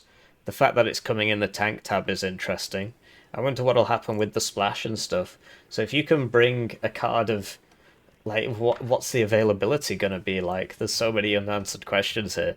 If this is classed as a heavy assault gun with indirect artillery and it's firing these shells with that dispersion and range, I mean, they might just make the dispersion massive, so it's not that good. But can you imagine if you got 6 Acacias in a card? I mean, really? That would be crazy, right? For 1v1, it wouldn't be that useful. But it depends on the price, right? So that the fact that it's indirect artillery is going to be very, very interesting. So I'd like to see the implementation on that, but it really does depend. If it's coming in at 6 per card and it's like Acacias, but they might make the range like 10 kilometers or 5 kilometers or something, or even like 2 kilometers, and then it'll have a really big dispersion circle, and then it won't be that useful as an artillery. Or they could make it useful as an artillery, but less useful as an assault gun. We just don't know. It is exciting. I'm actually looking forward to seeing that. And the T10M, and the T64R. There's actually new stuff in this division. The infantry was interesting, right? The Tulpan, I think, is going to be a bit useless if you've got the Malka. So, although this type of Soviet tank division didn't have any organic missile tank destroyer battalion or regiment, we have managed to make some stuff up because that would buff the division. So you know, no command tank variant, but we've made something up here. Uh, so there you go. Packed. This division sounds really strong, especially with the reservist rework. One card of the BRDM2 Phalanga P from an independent army level tank destroyer unit. These are roughly similar to their BRDM2 Malyutka P counterparts, but with only 4 ready missiles against 6, but of the more powerful Phalanga types, 20 AP against 17. Right. You know, so it's really strange, right? And a lot of people are going to give me shit for this. So these Malyutkas used to have 16 pen. Then they boosted it to 17 to buff Pact, because then it would one-shot 3 armor, and that's good for Pact. And they said that's because they're all the upgraded Malyutka Ps. Well, you would assume that this mega reservist division, and they did the exact same thing with the bundle of sticks. The bundle of sticks used to have 16 pen, but they said, oh, packed strong 17 pen. And they did the exact same thing with the Phalanga on the helicopters. That used to have about 16 pen, I think. And then they were like, packed strong 20 pen. P stands for piss off with your realism. And yeah, what can I say? You would assume that the reservist guys and would be getting, you know, the old diversity with the 16 AP. You would assume that they would be getting the old Phalangas with the 16 AP, and maybe the old Malyutkas with the 16 AP. But no, they're getting the new ones. Crazy. Anyway, the Phalanga's really slow. So it's got 20 pen, which is the same as a Conkers, right? So it's going to be more like a BRDM2 Conkers. So I'm not sure why they didn't BRDM. So it's going to have 20 AP, right? Because if you look at the MI24D... What? What is going on? There's nothing in the game called 24. Right, it's still, even though it didn't have anything selected here, that was still selected. So the Phalanga P, 20 pen, same range, same accuracy, because pack needed buffs. Haha. More suppression, right? The difference is the speed. Oh, okay. MI24D. So, Phalanga P, expert, speed 310 meters per second. Conkers, speed 427 meters per second, right? So it is a lot slower. If you look at a Malyutka, I think it's about the same speed actually. 310. So it's going to have the same speed as a Malyutka, but the same pen as a Conkers, and the same range and the same accuracy as a Conkers. So that's exciting, isn't it?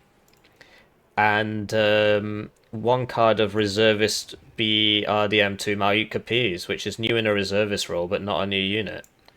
Likewise commandeered from a reserve motorized rifle division nearby. So, I could have sworn that was already in the game, you know. Yeah. Which is new in a reservist role, but not a new unit. I mean, I'm looking at it. What? These guys, they don't even know what's in their own game. That could be a good intro, actually. 15 minutes intro. So let's just do that again to like get it nailed down.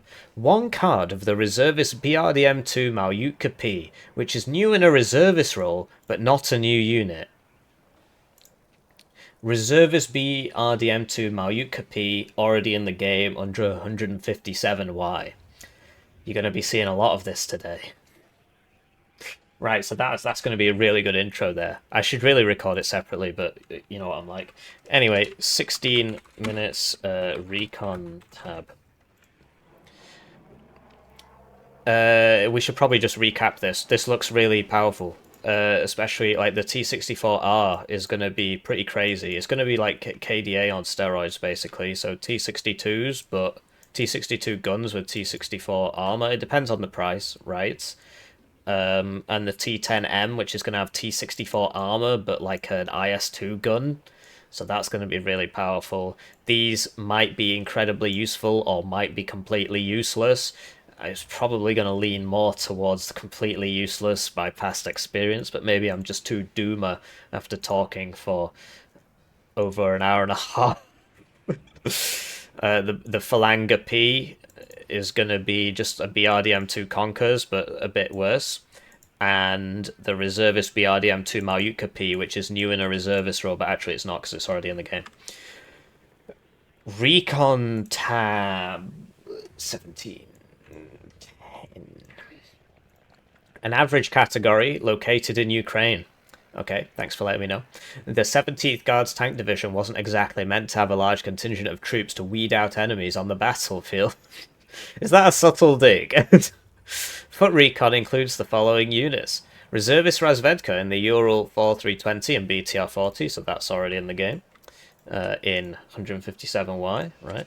And I believe it comes in the BTR 40. There it is. Good stealth, good optics, regular medium machine gun. The main advantage is good stealth, good optics. So it's basically like the KPVT vehicles, except it's a little bit cheaper because it's not an MMG. It's not a HMG, it's an MMG, but it has one armor. So, you know, that does make it useful. And motorized Razvedka in the Gaz 66, the Razvedka BMP-1P, and the Mi-2T, the Mi-8T, and the Mi-8T rocket. Okay, so if you add that to the infantry, so there's an infantry squad here coming in an Mi-8T rocket. You're going to have a lot of Mi-8T rockets if you need them, because also you've got the Razvedka PV KGB in the Gaz, or Razvedka BMP-1, the Mi-2T, the Mi-8T, and the Mi-8T rocket. These are 8-man scout squads with an AK-74, PKM, and Druganov, including the military police and ground surveillance radar trait. Oh man, where do they draw the line with this stuff? It's pretty crazy that the KGB would have ground surveillance radar and attach it to a reserve tank division, isn't it? But you can't have a T-64R command tank because that never happened. This did though. World War III did. Southag did. They didn't disband. I've been doing this for too long. I'm just getting increasingly jaded. Anyway, let's look at those. So the Mot Razvedka are very common. So 7 men, 50 points, RPG 22, RPK 74 guns, right? Whole computer freezes for 2 seconds. PKM and Druganov, 8 men. So they're going to have very strong anti-infantry capability because that's 6 rifles, 7, 8, 12. They're going to shoot with the strength of 12 rifles, and they're going to have military police, but it's kind of a bit... this is a bit of a weird one. So military police means you want to be near people, but then ground surveillance radar means you want to be far away doing recon. You don't want to be near a stack of reservists. So that's a weird unit, really. You'll probably have to bring it for the ground surveillance radar, but the military police is probably not going to be so useful. In terms of Razvedka BMP 1P, we've seen this before. There it is. So mediocre stealth, 17 AP, Grom. It's not as useful as a Razvedka BMP 2, but it's literally half the price. I don't personally bring the Razvedka BMP 1 because it's only got good optics, and it's not that good at fighting people. But in a pinch, it's a decent ATGM carrier because it's got mediocre stealth, it's got 3 armor, it's got smoke, and it's got the Recon forward deployment, so it can be quite useful. But you've already got, BRDM2 Conquer's knockoff, and this, which apparently doesn't exist, but it does. In terms of the transports, right, the MI2T isn't that useful. It's just... I'm not sure what the T means. Well, there it is. So it's not that fast, and it's got 4 HP, so it dies a lot. Whereas the MI8 is more expensive, but for 15 points more, it's faster, and it's got twice the HP, which means also you can use it to carry towed stuff around because of the airlifter trait, which I can't hover over because of this game. So you're just going to have to look at that lovely Chinook lifting a car of some description. It's better because you get there faster and you don't die as much. The real kicker is the Mi-8T rocket, and now I can look at this. Airlifter. So it can lift things with the airlift trait, which is like a little feather icon. Feather. Can't even speak. So the Mi-8T rocket, so basically you're going to want to bring a card of Mi-8T rockets. So if you look at like motorized Razvedka, they come at 6 availability, which is part of the reason why the Razvedka BMP2 is so OP. So what you'll want is at least 1 card of rocket things, because then you get 6 Mi-8T rockets, and it can either be this one. This one you'll definitely have to bring, so you'll probably want this in a car, so that you can get it there as fast as possible.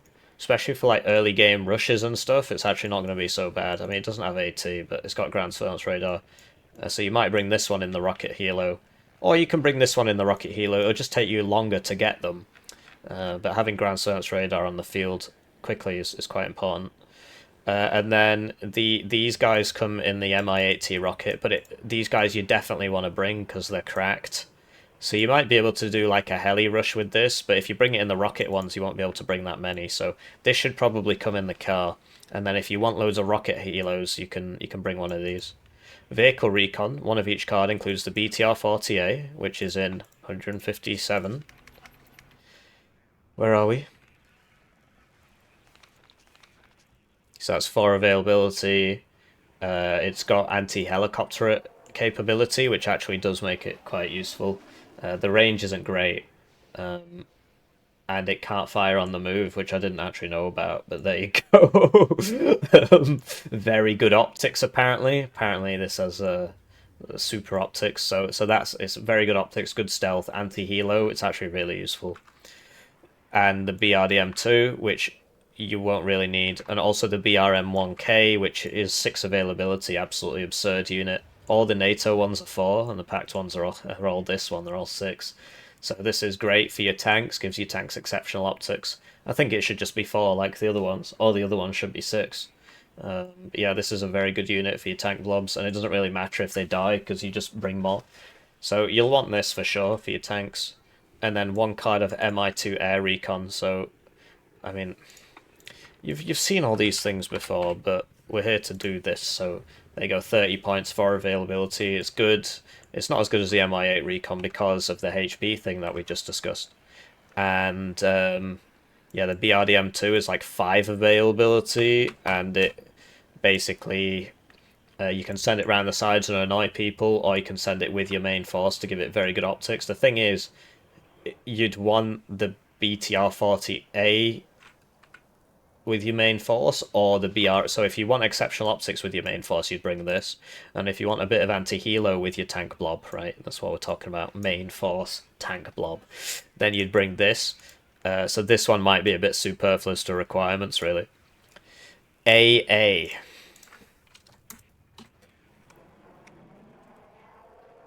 An average category. Units include the Reservist Strela 3 Manpad team and ZU-23-2 23mm guns. So in the dev diaries, they talked about how they were going to nerf these towed guns because they're pretty OP. So we'll see what happens, right? I mean, it's kind of weird. Different skins, I guess, yeah. So yeah, these are really, really effective against infantry at the moment. Like, really effective. And they come all over the place. I know it says there's only one division, but there's so many different types of it, right? They're all the same, just different skins, different flags. So, yeah, very strong, but if they're going to nerf it, it might not be so useful. And the Reservist Strela 3, which isn't very good. Somebody told me it's the best manpad in the game. I can only assume he was trolling. He said because you can bring loads of them. Well, alright. So it's better than the Strela 2M, but it's got 40% accuracy. It's not the best thing ever. The thing is, because Reservist is going to change so that it only affects suppression and not accuracy and aim time and reload time, which is what it was doing before, that's actually going to be a lot better because the Reservist trait isn't actually going to matter anymore. Because if they're getting suppressed, who cares really? They're either dead or they're shooting. They've only got 2 HP. The ZU-23 4M Shilka, and that's bold and italics. And I guess it's saying that because... Okay.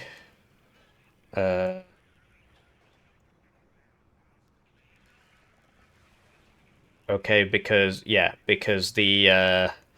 it's only available on Poland at the moment. So it's just going to be the Shilka. The Zilka, which is Polish for washing line. What is going on there? So the Beryusa is supposed to be the upgraded one.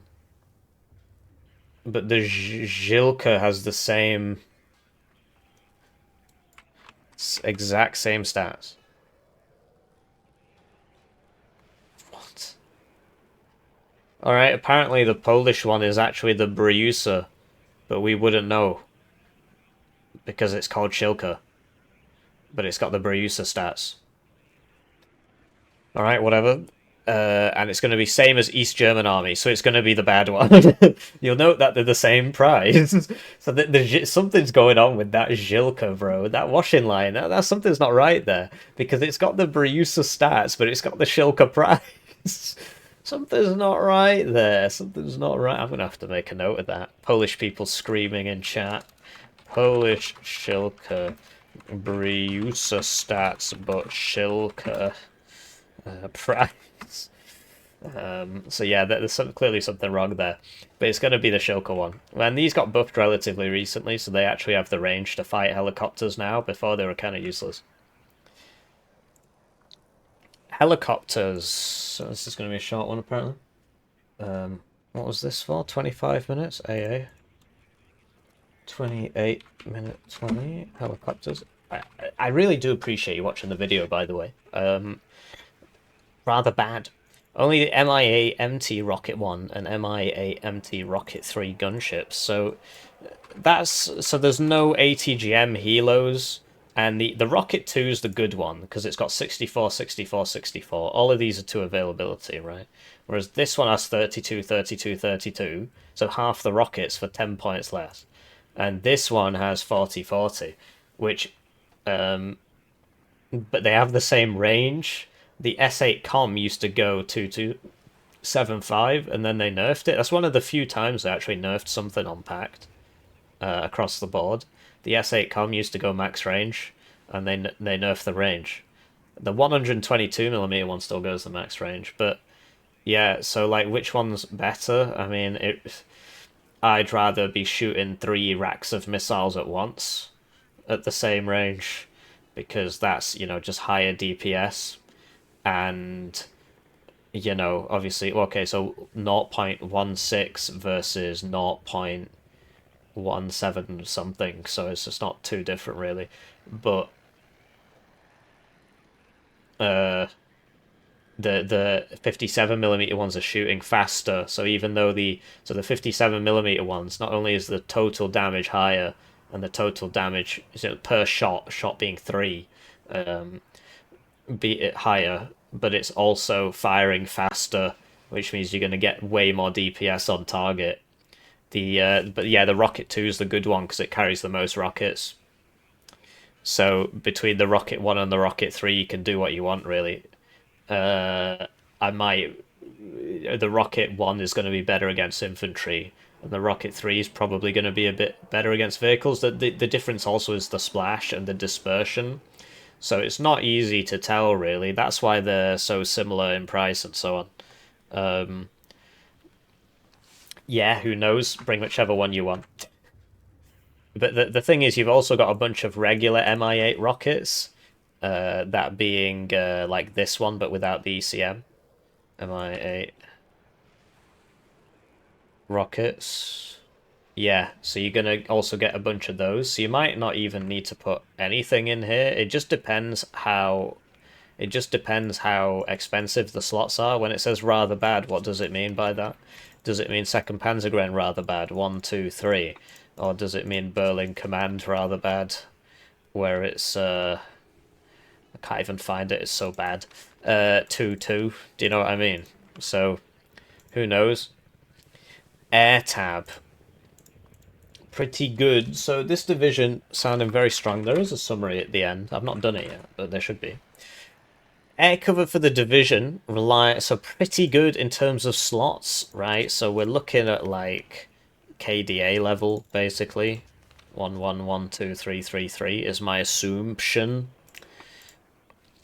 So yeah, it's gonna have good air. MiG-23 ML and MiG-23 MLA. So these are pretty crazy. So this is the ML, and now it's a shotgun fighter. It didn't used to be, but now it shoots 2 at once, so that it can be better. Hooray. And so it's 3 availability. It's sort of like just a super good Harrier, basically. It's also 3 availability. And then the MLA, is that the 56Y one? It's not in the game. So I'm going to assume he meant the MLD. Because that's not... Oh no, it is. It's bold and italic. So who knows what the difference is between the ML... So here's the ML, 10% ECM, right? Here's the ML again, 10% ECM, different missiles. And the MLD has 20% ECM. So will the difference is, will it have 10% ECM or will it have 20% ECM? And, who knows, right? I don't think there's any other notable differences. I'm sure some boffin in the chat is telling me how it's different apart from the ECM. But in game, it's just an ECM difference. So how much is A worth? You would assume A, B, C, D. It should have 2.5% extra ECM, right? 12.5% ECM. Anyway.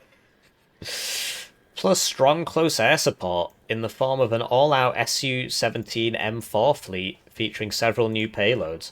So the Su-17 is already in the game.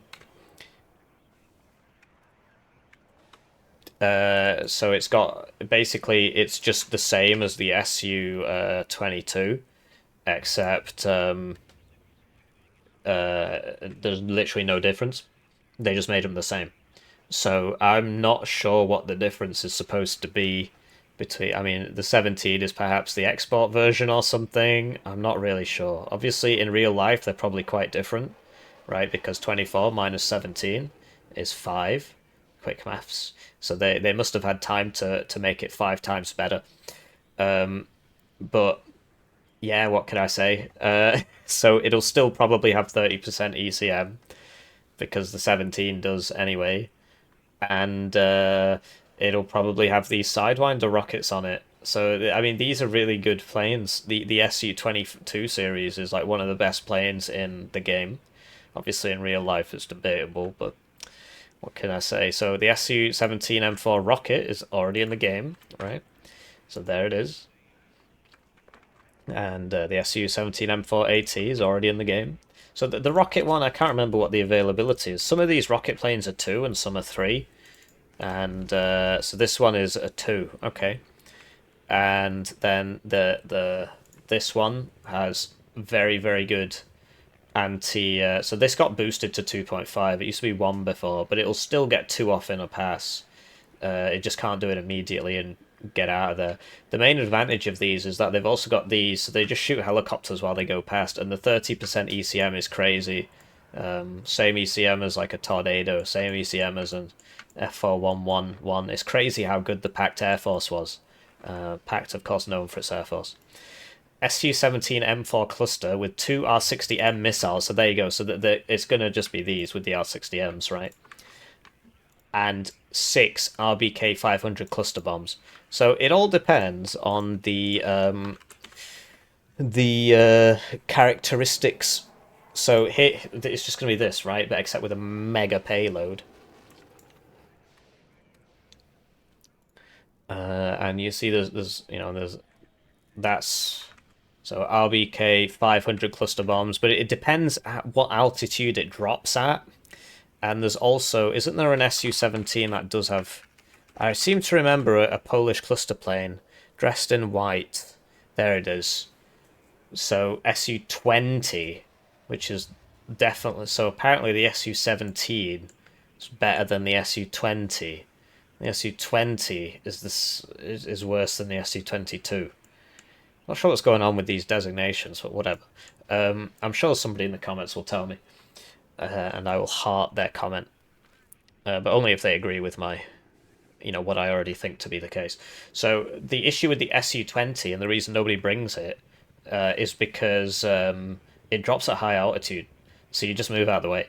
So, so if it's a dive bomber, it's going to be incredible, and if it's not a dive bomber, it's not going to be incredible. Also, it reloads in 3 minutes as opposed to 1 minute. And the one on the right kills a heavy tank just the same.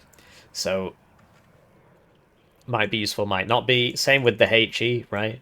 6 Fab 500 HE bombs. Well, it just depends what kind of altitude these guys are dropping on, right? So if you look at, this one, right? So that's got the mega payload. And so it's going to look exactly like that. But that one drops at... I'm pretty sure it drops at medium altitude, so people don't like bringing it. You'd have to speak to a resident Rugener expert, Sword Jealous Gunter, I'm sure he'd tell you. But it really does matter what distance they drop from, and it's not described anywhere on the stat card. There's no trait for it, dive bomb or whatever. We've been asking for a while, but apparently it's not important.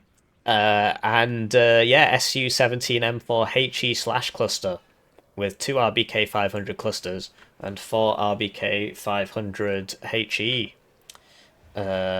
Although mixed payload configuration has a feature on several NATO planes, it was seldomly used by Warsaw Pact aircraft. Well, have we been playing a different game? Mixed payload configuration is mainly on Pact aircraft in this game. The only ones that have a mixed one on NATO is this. I'm pretty sure that's the only one, actually. And some of the dragonflies, if you want to count... That's weird. They're called dragonflies. Oh, there you go. So, no, that's the same. Yeah. We've been playing a different game. There's one NATO plane that gets a mixed payload, and that's this. All of the other ones are on Pact. KMGU, so there you go. Mixed waffle and bombs. MiG-21... There's a bunch of MiG-21 napalm, shake and bake, right? And there's a couple more, on is it the limb? What's that? LZ. No. Z. So, that one. So... Pact already has 3 with mixed payloads, and NATO has 1, which is on a division you never see. So, what can I say? Su-17 M4 TRM with 6 thermodynamic bombs. So this is on... 76Y, the thermodynamic bombs, the thermobaric bombs, thermodynamic bombs, man. I've been doing this too long. I do apologize. I've not been sleeping well. I keep dreaming about packed bias in this game. Uh, and yeah, basically, right now it's not that useful because it's 20, 35 points more quick maths for a worse payload. The idea behind the thermobaric is that it ignores cover, which means it'll do double damage to units in buildings and forests. So how did they make that? How did they square that circle? Well, they made it so it does basically half the HE, so that it just does the same damage. Oh man, these guys are an absolute riot, aren't they? But yeah, the advantage of this is that it ignores the cover bonus provided to infantry. Wow, incredible! How will we balance it if it does double damage to units in forests and in buildings? I know, we'll make the base HE basically half of the other one. It also does next to nothing to vehicles, so and it doesn't like destroy the building itself. But basically, yeah. So it's terrible against vehicles, and it is the same against infantry, more or less. It's slightly better, right? 4.24 times 2 is 8.48 quick maths, and that is more than 7.26. So yeah, it's gonna take 4 minutes to reload if it's got 8 bombs. It's got 6, so it's gonna take 3 minutes to reload. The 17 YA Gwardeski Tankovi Divizii is a bullshit division, which is way better than 157Y and KDA put together. We need the money. Well, that's alright, I need the money as well. So let's recap the division.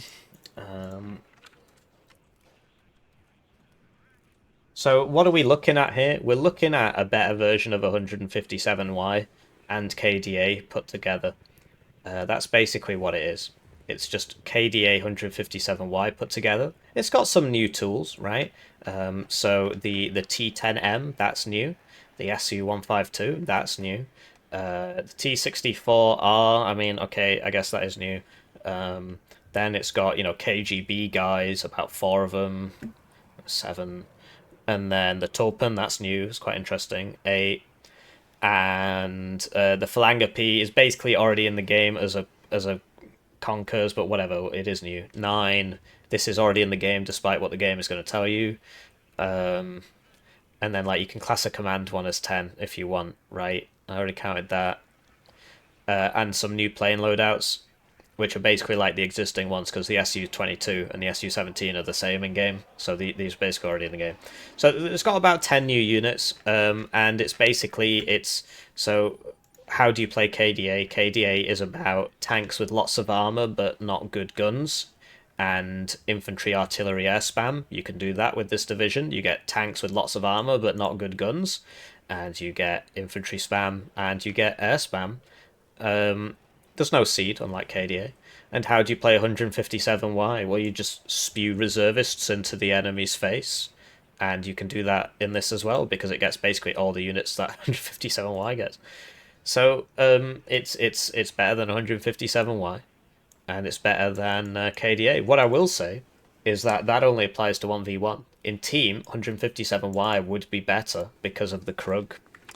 In a 10v10, right, the Krug is very good at taking out aeroplanes because it one-shots all aeroplanes. And it's also got the mega artillery things, which are actually pretty good. So it needs to be on the RT tab. What was it, like 250mm? No, 240, 230, 220, 210, 210, 260, 270, 280? Yeah. So this thing is really good in 10v10s against entrenched positions and the smaller ones. You can easily get like 10k kills over the course of the game if you're just constantly using these against entrenched opponents. But in 1v1 it's not so useful. So this is basically going to be a decent division in 1v1 by the looks of things. Obviously it depends on the prices of everything, and it will be decent in team. So it's going to be quite a strong division, I think, especially with the reservist rework. It depends what happens to all the prices, but your tank blob is going to be close range but good. and you get plenty of rocket healers, but no ATGM healers. I'm looking forward to playing it. I realize that I'm sort of, but that's just because I'm miserable because I haven't submitted my thesis yet. Um, so so yeah, if you enjoyed this, please do let me know, and stay hydrated.